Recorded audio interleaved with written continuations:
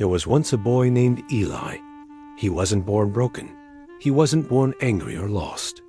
Like every child, he came into the world with wonder in his eyes, always curious, always asking why, always dreaming in colors. But the world did not care for him the way he needed. His father came home late, carrying rage louder than his footsteps. His mother disappeared into silence. Eli learned to walk on tiptoes, memorizing every creak in the floorboards as if they were landmines. The dinner table became a battlefield where words flew like knives and apologies never came. But what scarred him the most wasn't the chaos, it was the denial. The forced smiles in public, the silence after the storm, the way no one dared to say, "Something's wrong here." That denial, that gaslighting of reality itself, was the real poison. Because yes, the human mind is resilient, but it is not unbreakable. Trauma doesn't just sit in memory. It embeds in the body. It rewires the nervous system, reshapes how you see the world, others, and most tragically yourself. It teaches a child that they are not safe, not worthy, not real. And as that child grows, the mask grows with him. Eli became charming, funny. He learned how to read people, to shapeshift into whatever they needed. He became a master at it.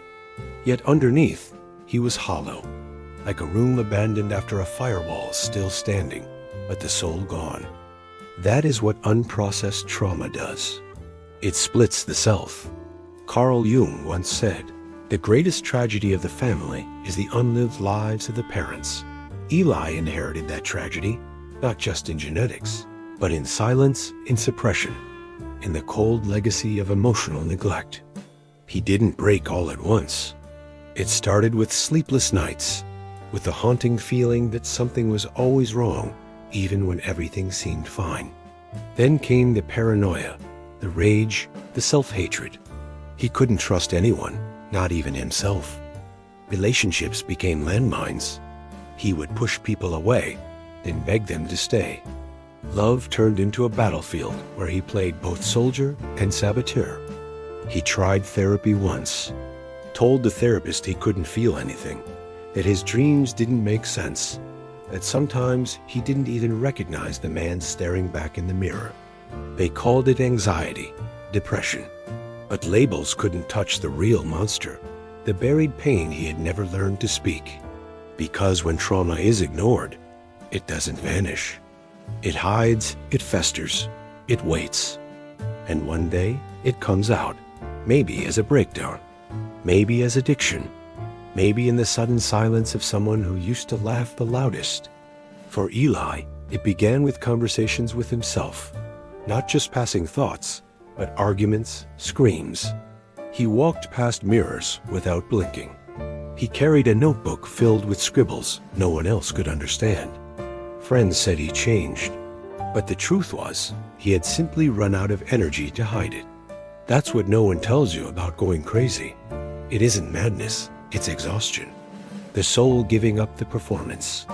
When a person spends their whole life suppressing wounds and fears, eventually the psyche fractures. Because the human mind is not a machine. It's a fragile tapestry of memories, emotions, beliefs, and meaning. And when too much of that tapestry is soaked in pain and silence, it begins to tear. Eli started believing the voices. He saw patterns in everything. He thought the universe was speaking directly to him, not metaphorically, but literally. Every radio ad, every glance from a stranger, every flicker of light became a message. His starved mind was creating order out of chaos, trying to make sense of what was never resolved. That's the cruel trick of unhealed trauma. It never lets you rest. It never lets you forget. It disguises itself as anxiety, as rage, even as mystical insight. But beneath it all is a child screaming, "Please notice me. Save me. Help me." By then, it's too late, because the world does not understand madness. It fears it. It turns it into a spectacle. Eli became another cautionary tale, another statistic, another whispered. What went wrong? He didn't go crazy because he was weak. He went crazy because he was strong for too long. Eli's truth was brutal. He was abused. He was neglected. He was never seen for who he really was. For years, he told himself it didn't matter. But it did. It always did. Carl Jung believed that healing begins when the unconscious is made conscious. That looking into your darkness, instead of running from it, is the beginning of redemption. But looking into the past means feeling everything you've tried so hard not to feel. And beneath the numbness, beneath the madness, is something even scarier: vulnerability. You have to grieve. And grief is its own kind of death. Eli began to write. Not for clarity, not even for healing, but to let it out. His pages filled with chaos, scribbles, sometimes just the same sentence over and over. I didn't deserve this. That sentence didn't bring peace. It brought permission. Permission to be angry. Permission to be sad. Permission to feel. And in that rawness, he stumbled on something he hadn't touched in years: hope. Healing doesn't begin with motivation or positive thinking. It begins with honesty. And honesty is born in pain. Eli went back to therapy, but this time he didn't try to be impressive or spiritual or strong. He just wept for the child who grew up too fast, for the adult who never felt safe, for the madness that finally made sense once he stopped running. He wasn't cured, but he wasn't lost anymore. He learned that madness was never the enemy. It was a message. A cry for attention from the parts of himself he had locked away. And when he finally opened the door, those parts didn't destroy him. They thanked him, because at last he was listening. If you've ever felt like you're going crazy, if the world feels too loud, and you feel too broken, remember this: you are not broken, you are buried. And healing isn't about becoming someone new. It's about remembering who you were before the pain taught you to forget.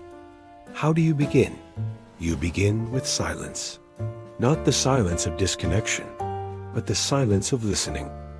Write, scream, walk, cry. But do it consciously. Do it without shame. Because healing isn't about hiding. It's about facing what lives beneath the surface. Real healing doesn't come from quick fixes. It comes from courage. The courage to ask the hard questions, to face the shadows, to admit the pain you've carried for too long. And in that process, Eli discovered the truth. You don't heal to become perfect. You heal to become real. To finally look into the mirror and recognize the person staring back. Because the world doesn't need more masks. It needs more people who have faced their shadow and returned stronger, wiser, and alive with truth.